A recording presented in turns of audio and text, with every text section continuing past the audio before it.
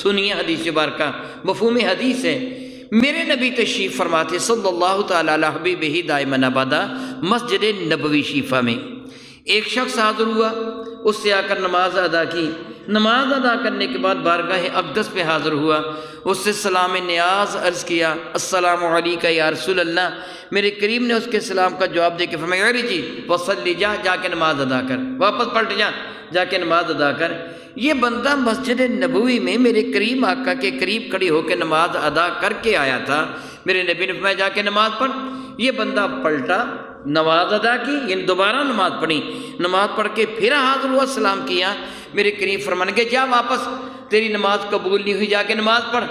یہ بندہ پھر واپس پلٹا، اس نے پھر نماز ادا کی، تیسری یا چوتھی مرتبہ نماز ادا کرنے کے بعد اس سے میرے نبی کے دربار میں کہا یا رسول اللہ، مجھے اس اللہ کی قسم جس سے آپ کو سچا نبی بنا کے بھیجا، مجھے آپ بتائیے میں نماز کس طرح پڑھوں۔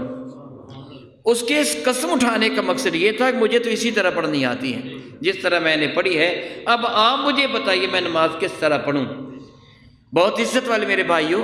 میرے نبی نے یہ نہیں فرمایا کہ پہلی رکعت میں سورۃ الحمد پڑھ، اس کے بعد کوئی سورت والا، رکوع میں یہ سبحان ربی العظیم پڑھ، سمی اللہ لمن حمدہ کہ نہیں، یہ نہیں بتایا،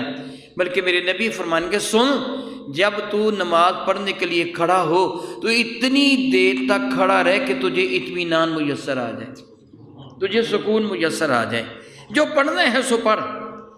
اتنی دیر تک کھڑا رہ کہ تجھے سکون میسر آ جائے، پھر رکوع میں جا، اتنی دیر تک رکوع میں رہ کہ تجھے سکون میسر آ جائے، پھر رکوع سے سر اٹھا کے کھڑا ہو جا اور اتنی دیر تک کھڑا رہ کہ تجھے سکون میسر آ جائے، پھر سجدہ میں جا، اتنی دیر تک سجدہ میں سر رکھ کے تجھے سکون میسر آ جائے، پھر سجدہ سے سر اٹھا کے بیٹھ جا، اتنی دیر تک بیٹھا رہ کہ تجھے سکون میسر آ جائے، پھر دوسرا سجدہ کر، اتنی دیر تک سجدے میں رہ کہ تجھے سکون میسر آ جائے۔ اللہ کے بندے یوں نماز ادا کر۔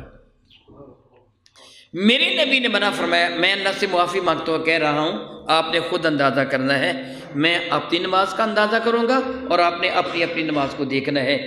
کیا ہم اس طرح رکوع کرتے ہیں پورے سکون کے ساتھ؟ کیا سر اٹھا کے پورے سکون کے ساتھ کھڑے ہوتے ہیں یا پھر پوری طرح کھڑے ہوئے بغیر ہی سجدہ میں چلے جاتے ہیں؟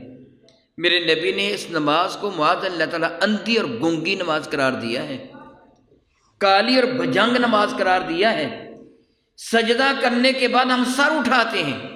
سیدھے ہو کر بیٹھے بغیر دوبارہ سجدے میں چلے جاتے ہیں۔ میرے قریب نے فرمایا مرغ کی طرح ٹھونگے نہ مارو، نماز مردود ہے، رد کر دی جاتی ہے ایسے نماز۔ میرے نبی نے فرمایا کہ سجدہ کرتے ہوئے کتے کی طرح کلائیاں نہ بچھاؤ،